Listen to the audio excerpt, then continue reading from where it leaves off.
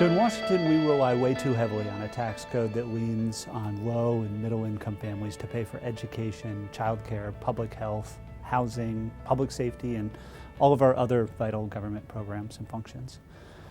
Low income families pay nearly 18% of their household income in state and local taxes, while our highest income households pay less than 3% for their state and local taxes. That's not acceptable. It's unconscionable, it's not right, and it's bad for our state's budget. We need a fairer, more balanced, and more stable tax system that works for everyone while promoting and supporting long-term economic growth. So this year in Olympia, we're addressing our upside-down tax code in several critical ways. Firstly, by introducing a tax on wealth. This isn't a tax on income, but rather on the assets of some of the wealthiest people in the world.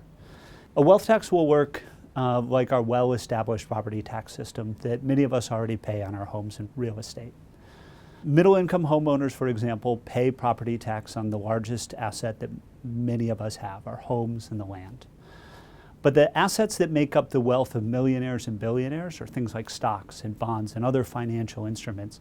And those assets are untaxed right now. By taxing wealth, like stocks and bonds, we're going to be evening the playing field so that wealthiest Washingtonians are taxed on their assets just like middle-class families are already taxed on theirs. In 2021, we passed the Working Families Tax Credit, which will support more than 400,000 taxpayers in Washington who are eligible for a significant sales tax rebate every year. This year, what we're doing is working to expand those eligible for that rebate so that everyone in Washington who should qualify, who's 18 years or older, will be able to do so. That's House Bill 1075. We just moved another important bill through the Finance Committee. That's House Bill 1355, which will expand qualification for senior citizens, disabled individuals, and qualifying veterans who get a property tax credit. And what we'll be doing is bumping up the income threshold. So for folks relying on Social Security income, this means that a modest increase in the cost of living there won't inadvertently disqualify you from qualifying for that property tax exemption that folks need to stay in their homes. This year, we're also taking steps to raise the business property tax exemption limit for business equipment.